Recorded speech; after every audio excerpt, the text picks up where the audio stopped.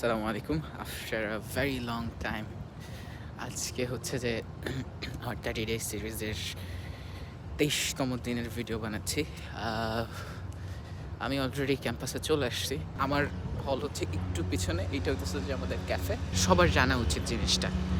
এইটা নিয়ে বেশ কিছু মিসকনসেপশন আছে। আমি এখানে আসার পরে সেটা আমার প্রপারলি ক্লিয়ার হয়েছে। মিসকনসেপশন বলতে আমি যেটা বুঝাইতেছি যে এইখানে আপনি আসলে ফুল রাইড যেটা আন্ডারগ্র্যাডে পাওয়া, ইটস নট দ্যাট ইজি। আর আমার যেটা ছিল সেটা ফুল রাইড ছিল না, ইট ওয়াজ ফুল টিউশন।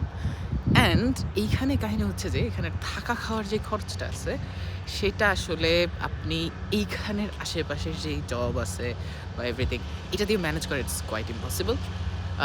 আর প্রথম বর্ষে যখন থাকবেন, আপনি প্রথম বছর যখন এখানে থাকবেন, তখন আসলে আপনার জন্য অপরচুনিটি আরও বেশি কম। এখন কাহিনী হইতেছে যে এইটা কিন্তু সবচাইতে cheapest solution and best solution for student like আস, যারা হইতেছে যত বেশি টাকা পয়সা দিয়ে পড়ার মেন্টালিটিতে নাই, রাইট? এই অবস্থাতে আসলে আমাদের কি করার আছে, আমরা কি করতে পারি?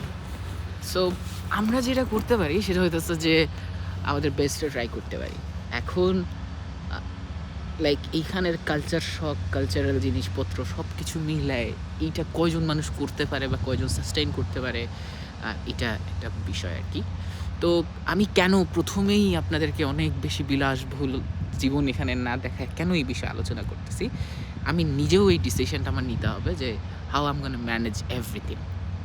সো এই বিষয়টা পাবলিকলি বলার রিজন কি? রিজন হইতেছে যে যারা এখানে আসতেছে অনেকেই মনে করতেছেন যে এইখানে আসা দ্যাট মিনস বিশাল একটা ব্যাপার-স্যাপার।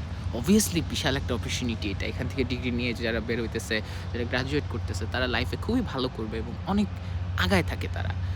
বাট দ্য প্রবলেম ইজ আপনার হচ্ছে যে এইটাও ভাবতে হবে যে এখানে আপনি সারভাইভ কিভাবে করবেন।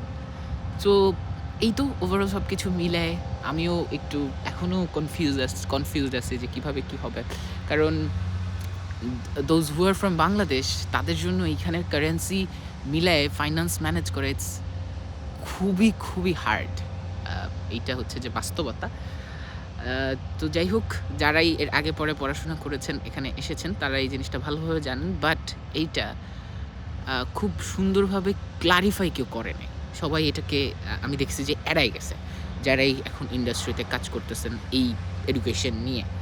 সো আমিও যে একদম জানতাম না তা না, জানতাম। বাট হোয়াট আই থট যে এইখানে এসে ওদের যে ইকোসিস্টেমটা আছে সেটার মধ্যে মেবি এইটাকে ম্যানেজ করার যে ক্যাপাবিলিটি সেটা ওরাই রাখবে। But that's not true.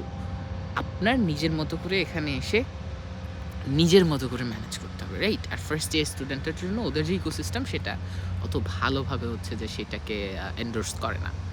So এই সত্য কথার রিয়ালিটি চেকটা দিয়ে আমার প্রথম দিন এই ক্যাম্পাসের কন্টেন্টের বিষয়ে যখন আমি কাজ করলাম, তখন প্রথম দিনই আপনাদেরকে কঠিন কথাটা বলে দিলাম, রিয়ালিটিটা বলে দিলাম। আমি এখনও চিন্তা করতেছি দ্যাট লেটস সি কী হয়, কী আছে। আমি সবসময় ট্রাই করছি জীবনে যে ট্রান্সপারেন্সি জিনিসটা থাকুক এবং এই যে সততা থাকাটা, এই বিষয়টা খুবই ইম্পর্ট্যান্ট। অনেক বেশি বিলাসবহুল জীবন, অনেক বেশি ফেকেরি, এটা দিয়ে আল্টিমেটলি আসলে জীবনের কোনো উপকার নাই এবং সেটা আল্টিমেটলি মিথ্যা। যেটাই হোক, এই হচ্ছে প্রথম দিনের রিয়ালিটি চেক দিয়ে আসলে আমি শুরু করলাম আপনাদের সাথে কথা বলা। অবশ্যই আমার জন্য দোয়া করবেন। আর এই কথাগুলো আসলে সবার জন্যই আমি রাখলাম, যারা আসলে ইউএসের এই যে ওভারঅল জিনিসটাকে অনেক বেশি ওভার হাইপড বা অনেক বেশি বড় বিষয় হিসেবে দেখেন। এখন আসেন, এটা কি দেখবেন না আপনি? অবশ্যই দেখবেন। এই জায়গায় কি পড়তে আসবেন না? অবশ্যই পড়তে আসবেন। 100% আসবেন। কারণ এখানের যে অপরচুনিটি, কেউ যদি ইনভেস্টের কথা চিন্তা করে, একটা বিজনেস ইনভেস্টের থেকে একটা ডিগ্রিতে ইনভেস্ট করা, এইখানে অনেক ভালো পসিবিলিটিস এবং এইটার আউটকাম অনেক বেশি ভালো। সো সেই জায়গার থেকে যদি কেউ ওই রকমেরভাবে প্ল্যান করে করেন, ইটস অ্যামেজিং। অ্যান্ড অলসো অনেক কম পার্সেন্টেজ অফ মানুষ আছে যারা আসলে ফুল রাইট যেটাকে বলে, যে you don't have to pay anything, এরকম যারা আছে, যারা পেয়ে থাকেন। এটা আন্ডারগ্রেডে খুবই রেয়ার কেস, বাট অবশ্যই পায় না যে তা না, পায়। সো এই হচ্ছে ওভারঅল বিষয়। আমি আশা করি যে আমি আপনাদেরকে পুরোটা জিনিস বুঝাইতে পারছি অ্যান্ড থ্যাংক ইউ এভরিওয়ান। আবার কথা হবে ইনশাআল্লাহ। দেখি আমি আরও কোনো ইন্টারেস্টিং জিনিস থাকলে আপনাদেরকে দেখাবো। আজকে আমাদের ওরিয়েন্টেশন হবে। আসসালামু আলাইকুম রহমতুল্লাহি ওয়া বারাকাতুহু।